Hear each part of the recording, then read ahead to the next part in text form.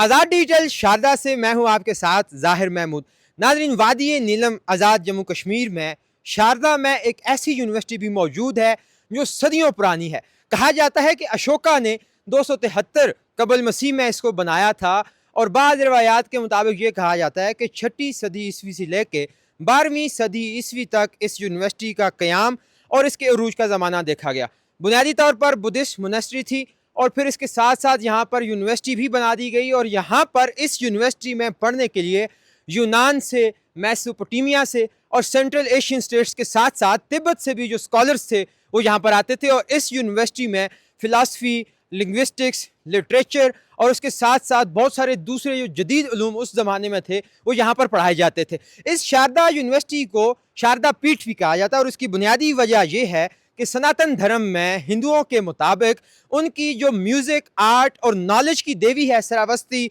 शारदा, वो कश्मीर में पैदा हुई थी और उन्हीं की वजह से इस खित्ते का नाम जो है वो शारदा रखा गया है। यहाँ पे मैं आपको एक और बहुत ही एक्सक्लूसिव जो है वो इन्फॉर्मेशन देने जा रहा हूँ। टेक्सला से ताल्लुक़ रखने वाले उस ज़माने में एक ग्रामर दान थे पाणिनि, जिन्होंने संस्कृत की पहली ग्रामर की किताब अष्टाध्यायी तरतीब दी थी। वो अष्टाध्यायी की किताब इस यूनिवर्सिटी में असल हालत में महफूज थी। 11वीं सदी ईस्वी के आसपास गुजरात के महाराजा सिद्धराज सिम्हा ने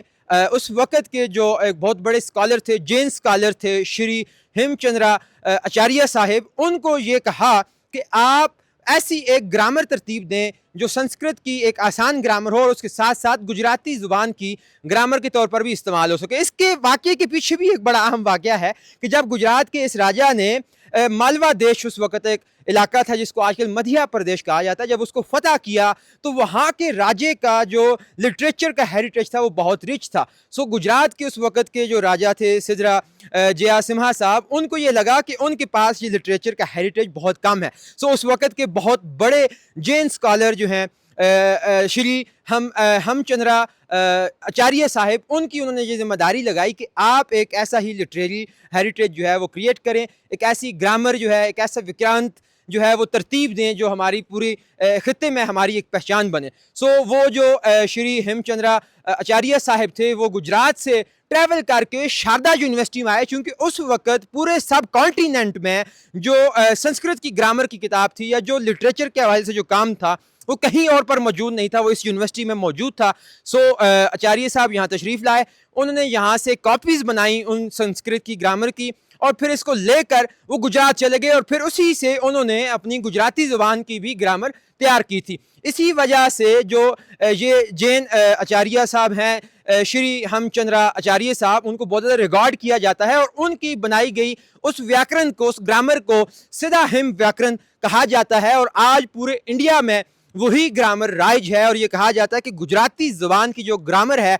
वो यहाँ से निकाली गई है। इसके अलावा एक और अहम बात भी है कि 9वीं सदी ईस्वी में शारदा यूनिवर्सिटी ने अपना ज़ाती लोकल एक ट्रांसक्रिप्ट जो है, एक स्क्रिप्ट जो है ज़ुबान का, वो तैयार किया था। वही स्क्रिप्ट जो है आज गुरमुखी और कश्मीरी ज़ुबान का बुनियाद बन चुका है और उसी से इंस्पायर होकर कश्मीरी और जो गुरमुखी स्क्रिप्ट्स हैं उनको तैयार किया गया है। 632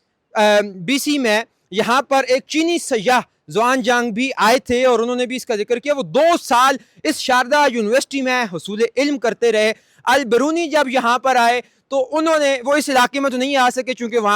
यहाँ तक उनकी एक्सेस नहीं थी, मगर उन्होंने अपनी किताबुल हिंद में इसका जिक्र बड़े शानदार अल्फाज में किया है कि शारदा यूनिवर्सिटी इस वक्त पूरी दुनिया में और ख़ास तौर पे सब कॉन्टिनेंट में इल्मो अदब का एक गहवारा है और जितने भी जदीद उलूम यहाँ से पूरे सब कॉन्टिनेंट में जा रहे हैं उसका जो मरकज़ है वो शारदा यूनिवर्सिटी है। आज हम आपको इसी शारदा यूनिवर्सिटी में लेकर आए हैं। ये शारदा यूनिवर्सिटी 8 किलोमीटर LOC से जो है वो दूर है और यहाँ से जो